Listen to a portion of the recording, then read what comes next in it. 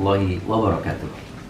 Bismillahirrahmanirrahim. Alhamdulillahirabbil alamin wassalatu wassalamu ala asyrofil mursalin wa ala alihi wa sahbihi ajmain. Saya musaimat yang berbahagia. Kajian kita kali ini adalah tentang hukum qiyam Ramadan atau hukum melaksanakan salat tarawih. Allah Subhanahu wa taala berfirman, a'udzubillahi minasyaitonir rajim. Walladzina yabituna lirabbihim sujada wa qiyamah. Dan di antara ciri orang-orang atau hamba Allah Subhanahu wa taala, ibadur rahman, adalah orang-orang yang selalu sujud kepada Allah Subhanahu wa taala di malam harinya. Dan Rasulullah juga bersabda, afdhalus salati ba'dal faridati salatu al-laili. Ini hadis juga diriwayatkan Imam Muslim, bahwa sebaik-baiknya sholat setelah fardu itu adalah sholat malam. Nah, hadis yang lain riwayat Bukhari Muslim katakan, man qama ramadhana imanan wa ihtisaban ghufira lahu ma taqaddama min dhanbihi. Barang siapa yang melaksanakan qiyamul Ramadan, salah satu bentuknya adalah sholat tarawih, maka Allah Subhanahu dengan iman dan penuh harapan, maka Allah Subhanahu wa taala akan ampunkan segala dosa-dosanya. Dari ketentuan ayat-ayat itu dan dari ketentuan hadis-hadis tersebut, ditambah dengan Rasul sallallahu alaihi wasallam selama malam-malam bulan Ramadan beliau melaksanakan sholat, khususnya sholat pernah dilaksanakan di dalam masjid 2 malam. Lalu setelah itu para sahabat berbondong-bondong, kemudian malam ketiga dan malam keempat Rasulullah tidak muncul. Sahabat sudah menunggu. Lalu kemudian baru hari berikutnya ditanya, ya Rasulullah, kenapa semalam tidak datang lagi ke masjid? Kami telah menunggu. Rasulullah menjawab, saya khawatir kalau saya keluar nanti Allah bisa menetapkan sholat tarawih ini menjadi sesuatu yang wajib. Nah, saudara sekalian, jelas dari sunnah Nabi, yaitu perbuatan Nabi, maupun juga dari keutamaan yang disampaikan Rasulullah, maupun juga dari ayat Quran menjelaskan bahwa sholat qiyam Ramadan itu memang hukumnya tidak wajib. Tetapi Nabi belum pernah meninggalkannya, yakni merupakan sunnatun muakkadatun. Karena sunnah muakkadah, maka sunnah itu, tradisi itu nyaris tidak pernah ditinggalkan. Dan kalau ibarat orang memasak, kalau puasanya itu adalah ibarat nasi, maka sholat tarawih itu adalah ibarat lauk. Dan segala perangkat-perangkat yang lain itu adalah menu-menu yang lain. Sehingga kalau kita ingin menu kita dalam Ramadan itu 4 sehat 5 sempurna, maka laksanakanlah puasa, tunaikanlah zakat sedekah, bersikaplah santun, dan jangan lupa setiap malamnya melaksanakan sholat tarawih atau qiyam Ramadan. Poin berikutnya, saudara sekalian, lalu berapa rakaat qiyam Ramadan itu dilaksanakan?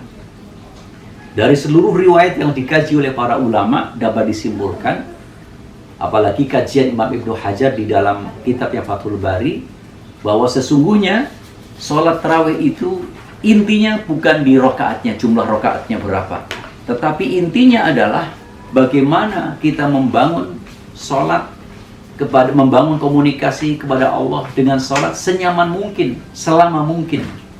Karena itu ada banyak riwayat yang menjelaskan Rasulullah tidak melaksanakan sholat malam baik di Ramadan maupun di luar Ramadan kecuali hanya 11 rakaat. Ini juga hadis yang sahih yang juga dari Aisyah. Tetapi kemudian kita jumpai bahwa Rasulullah sholatnya itu adalah sangat panjang.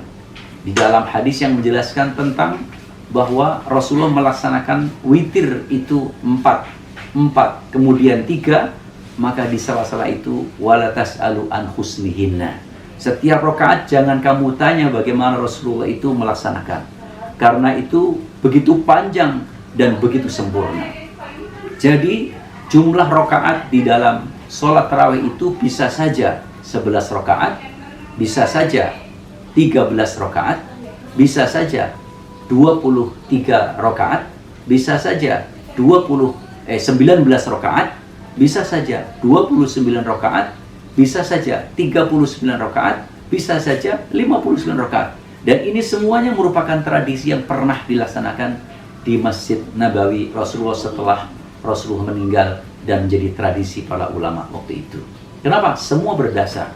Intinya kata Ibnu Hajar adalah bahwa intinya bukan berapa jumlah rakaat, tetapi kualitas sholat yang kita laksanakan.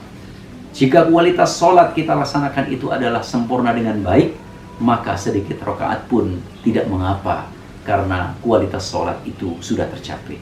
Dan kualitas sholat itu akan bisa diukur dengan apa? Yaitu dengan kekhusyuan kita dengan Allah Subhanahu wa Ta'ala. Karena li'annal khusyu'a ruhus sholati, faman la khusyu'a fala sholata.